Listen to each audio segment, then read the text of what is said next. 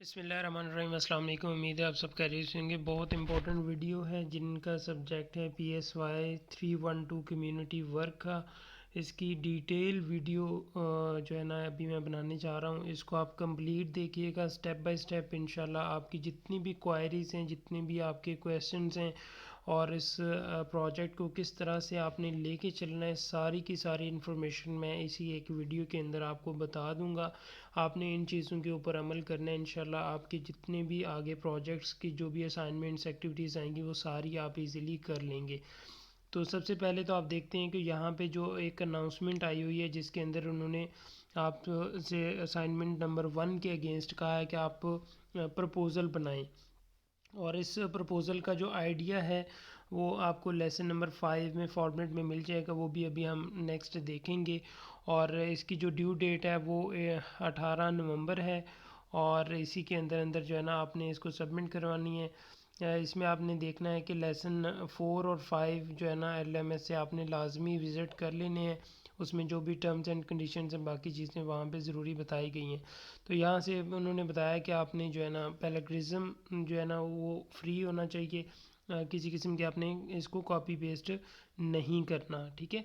तो ये बेसिकली आपने अपना जो इंस्ट्रक्टर्स हैं उनसे कांटेक्ट कर लिया होगा। जिस तरह से यहाँ पे उनके इंस्ट्रक्टर्स का जो है ना वो आया हुआ है ID। आप यहाँ से इंस्ट्रक्टर से पहले कांटेक्ट करते हैं, ठीक है। और उसके बाद फिर जो है ना आपने इसके ऊपर वर्कआउट करना होता है अपने इंस्ट्रक्टर से कांटेक्ट करने के बाद। तो यहाँ पे आपको बताता चलूँ कि जो असाइनमेंट नंबर 1 है आप इसको यहाँ से ओपन करेंगे। ओपन करने के बाद यहाँ पे आपकी जो है ना क्वेश्चन फाइल है, असाइनमेंट फ़ाइल। तो हम इसको डाउनलोड कर लेते हैं। जी, तो ये मैंने असाइनमेंट नंबर 1 ओपन कर लिया है जिसके अंदर उन्होंने बताया गया है प्रपोज़ल आपने लिखना है। और प्रपोज़ल में क्या है जी, you are required to select any one from the given topic in lesson number 2। तो आपने जो है ना प्रपोज़ल लिखना है जो कि टॉपिक्स आपको बताए गए हैं लेसन नंबर 2 में। तो पहले उसको भी देख लेंगे। Write a proposal for project whichever you selected according to the format uploaded. दूसरा है कि अपलोड जो फॉर्मेट है उसके अगेंस्ट आपने इसको लिखना है। तो नेक्स्ट मैं वो भी आपको दिखा देता हूँ कहाँ से आपने इसको डाउनलोड करना है और कैसे उसको करना है। You have to submit the proposal by uploading it against assignment number 1। तो असाइनमेंट नंबर 1 के अगेंस्ट आपने इसको प्रपोज़ल को अपलोड करना है ड्यू डेट में। इसकी ड्यू डेट उन्होंने बता दी है 18 नवंबर है। Assignment number 1 proposal for project is compulsory which shall be evaluated to determine the validity of the proposal. तो ये एक कंपल्सरी है। इसको आपने जो है ना इसके अकॉर्डिंग ही देखना है। जो ड्यू डेट की दी गई है उसके अकॉर्डिंग ही आपने सबमिट करना। It is required to submit the proposal not only the topic according to the specified format as per notified schedule. तो यहाँ पे ये इम्पोर्टेंट चीज़ है कि आपने जो प्रपोज़ल का फॉर्मेट दिया गया है उसके अकॉर्डिंग ही सबमिट करना है। A valid proposal approved by the instructor is a must to proceed for the final project. Therefore, you are advised to follow the instructions carefully and submit a quality proposal. तो आपने एक valid proposal देना है जो कि instruction है उनके according. The proposal for project should be strictly according to the format. Make sure that you upload the proposal before due date. No submission will be entertained through email. Be very careful while uploading your proposal. You will shall not be able to replace it once uploaded. ये एक उन्होंने important बात की है कि आप एक मरतबा ही अपलोड कर सकती हैं, बार बार अपलोड नहीं कर पाएंगे। तो आप पहले ही अच्छे से प्लान कर लें, उसके बाद जो है ना उसको अपलोड करें। You are advised to read all the published announcements of this course for better understanding regarding this course and its requirements। तो जो ऊपर मैंने आपको पहले अनाउंसमेंट्स बताई थी वहाँ से आपने अपने अकॉर्डिंग जो है ना वो देख लेना है। तो आपको और भी मज़ीद वहाँ से इंफॉर्मेशन मिल जाएगी। तो अभी हम देखते हैं इसका जो है ना लेसन नंबर 2 के जो हैं टॉपिक्स उसको देख लेते हैं। दोबारा से हम यहाँ पे एलएमएस में आएंगे, यहाँ से बैक जाएंगे तो हमारे पास जो यहाँ पे लिखा हुआ है ना कम्युनिटी वर्क, इसके ऊपर आप क्लिक करेंगे तो यहाँ पे आपके सामने जो है ना लेसन्स, कोर्स इन्फॉर्मेशन और बाकी चीज़ें आ जाएंगी। तो यहाँ पे आप देखें तो लेसन नंबर 2 में है आइडियाज़ फॉर कम्युनिटी प्रोजेक्ट्स। आप इसको क्लिक करेंगे, जैसे ही आप इसको क्लिक करेंगे तो यहाँ पे आ जाएगा click here to view the lesson content. तो आपने सिंपल इसके ऊपर क्लिक करना है तो आपके सामने कुछ इस तरह से आ जाएगा कम्युनिटी वर्क आइडियाज़। आपने इसको यहाँ से ओपन कर लेना है। तो जैसे ही आप इसको ओपन करते हैं तो यहाँ पे आपके सामने एक लिस्ट आ जाएगी जिसके अंदर आप के जितने भी कम्युनिटी वर्क के रिलेटेड टॉपिक्स हैं, आपने इन आइडियाज़ में से कोई एक टॉपिक चूज़ करना है और टॉपिक वो वाला आपने चूज़ करना है जो कि जिस ऑर्गेनाइजेशन में आपने जाके एक्टिविटीज़ करनी है उसके अकॉर्डिंग आपने यहाँ से टॉपिक लेना है। ये ना हो कि यहाँ पे आप helping hands in old Holmes कर लें और आपके नियर बाई जो है ना कोई भी ईदी सेंटर या अल खिदमत या इस तरह का कोई भी एनजीओज़ ना हो जो कि ओल्ड होम्स का रिलेटेड हो, तो फिर आपके लिए ट्रबल हो सकती है। तो इसलिए आपने यहाँ से वो वाला टॉपिक चूज़ करना है जो आपके नियर बाई ऑर्गेनाइजेशन हो जहाँ पे आप जाके इसके रिलेटेड एक्टिविटीज़ कर सकें। ठीक है, तो यहाँ पे ओल्ड होम्स है जहाँ पे जो है ना आपको बूढ़े लोगों के साथ 5 एक्टिविटीज़ करना होगा। अब सवाल है कि एक्टिविटीज़ कौन सी कर सकते हैं। देखिए आप अकॉर्डिंग टू टॉपिक आपने देखना है। ओल्ड होम्स में अगर जाते हैं तो वहाँ पे बुज़ुर्ग हजरात होंगे तो उनके साथ आपने कोई ऐसी हेल्दी एक्टिविटीज़ करनी है जो कि उनके लिए एक फ़न और उनके लिए एक किस्म का जो है ना अच्छी इंटरटेनमेंट का बायस बने, उनके लिए एक अच्छा सहारे का बायस बने। तो ये एक्टिविटीज़ आपने 4-5 एक्टिविटीज़ करना होती हैं। उन 5 एक्टिविटीज़ की पिक्चर बना के फिर लास्ट जो सबमिशन होती है उसके अंदर आपने ऐड करना होती हैं।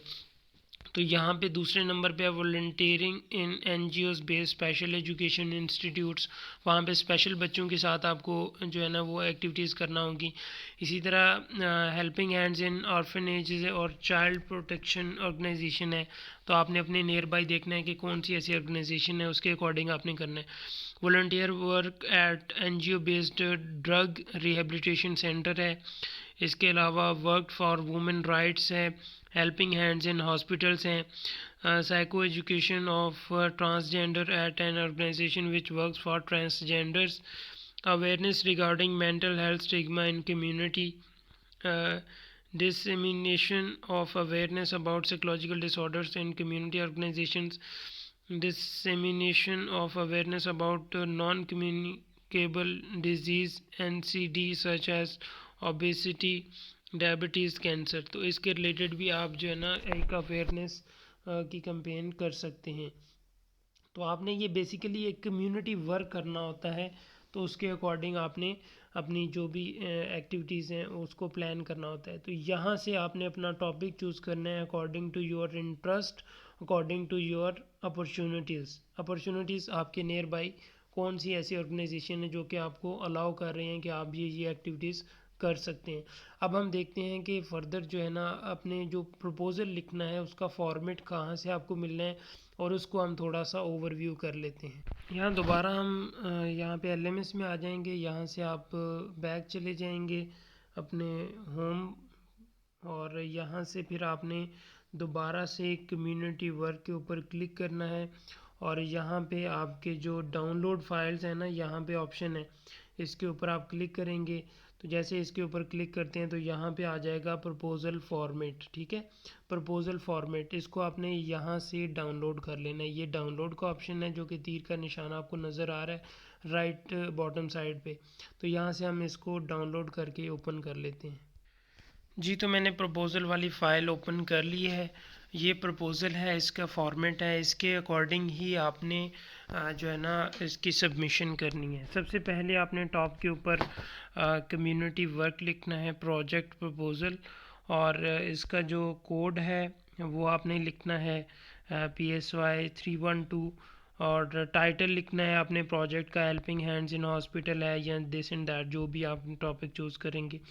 सबमिटेड बाय आपने यहाँ पे अपना स्टूडेंट आईडी लिखना है और अपनी जो भी डिग्री है, एसोसिएट डिग्री इन साइकोलॉजी लिखना है, सेशन कौन सा है, और submitted to mention the name of the instructors और lecturer to home you have submitted the proposal. तो जहाँ अनाउंसमेंट के अंदर आपके इंस्ट्रक्टर्स का नेम लिखना, जैसे कि मैम आयशा का नाम लिखा था इनके, तो आपके डिफरेंट होगा, तो आपने यहाँ पे उन इंस्ट्रक्टर्स का नाम लिखना है।